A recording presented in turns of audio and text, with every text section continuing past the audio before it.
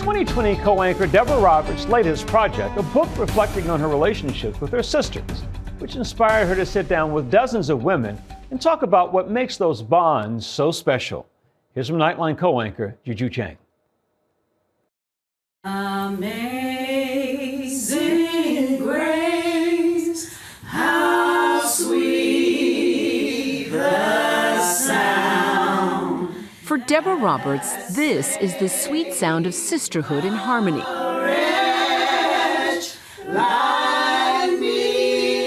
Rare time with her sisters. There's something about sisters and seeing relationships sort of cycle and up and down, and yet we all still have like a real glue that holds us together. And why?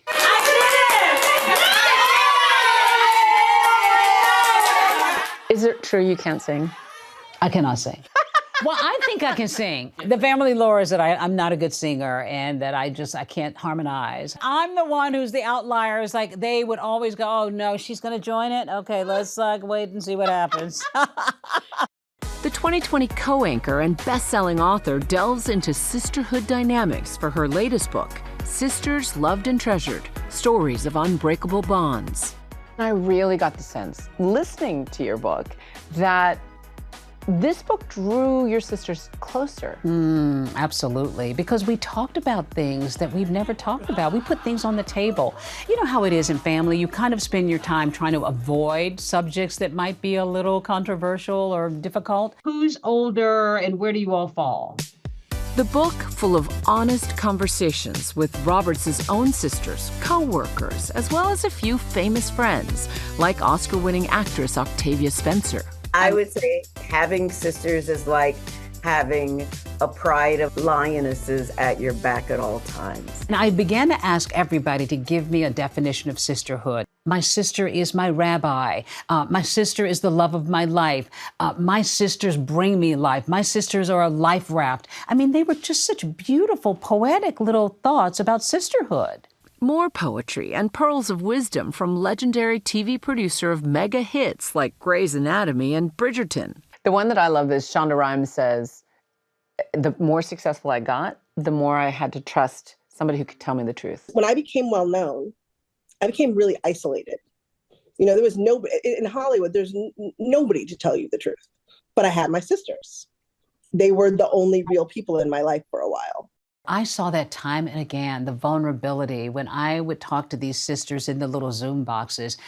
Tears, beaming smiles, but mostly just women who were willing to sort of like let it all hang out and be vulnerable with each other, and sometimes to say what they meant to each other in ways they never had before. But it's not only blood ties that define sisterhood. Author and former Real Housewife Carol Radziwill explains. I had a sister-in-law who was like a sister to me.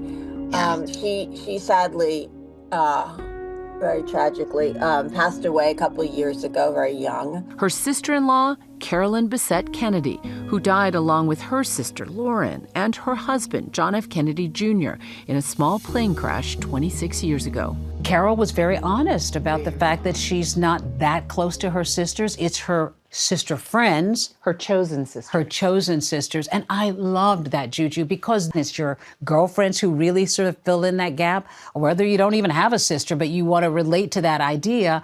I feel like everybody can find maybe a little something in there that reflects their life.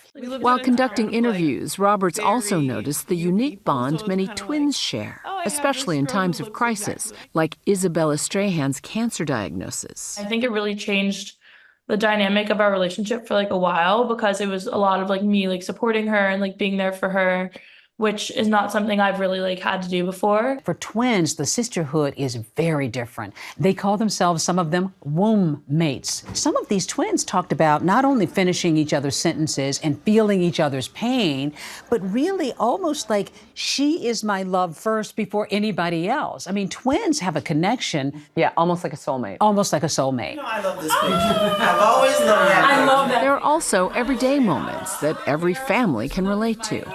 everybody has a sibling text chain. Yeah, yeah. You touched we on have that. We have one, and it kind of annoys me sometimes because it keeps going and keeps going. Ha ha ha! Oh no, what was that again? Ha ha ha! It's like, okay, stop, enough. And it's actually been kind of cool because it's a way to know what's going on in each other's lives For sure. regularly. I'm one of 4 sisters who text constantly, vacation together, and from our husbands' perspectives, are perhaps too close. We have roles too. I was the ignored middle child. You're the middle. And I was also the clown. Whatever. Those roles stick, though. They stick. Yeah. Right? Tina, which one is you, in the yellow? Until we make the effort to unstick them. Was blind, but now I see. And I was actually able to kind of go along with them, and I was like, I can actually sing a little bit. You can. Today, the 5 Roberts sisters are the surviving siblings, having lost 2 sisters and 2 brothers. How has that impacted you? It's just us now. And more than anything else, I think, as a result of this book and as a result of us talking and throwing our arms around each other a little bit more now, I think we pulled closer. I will say, I think I'm a pretty good sister right now. I love that for you. Because I say in the book, I vow to be a better sister, and I feel now that I am a better sister. But I think we're all better sisters, and I think hopefully people will read this book and want to be better sisters, but maybe also find out that they already are.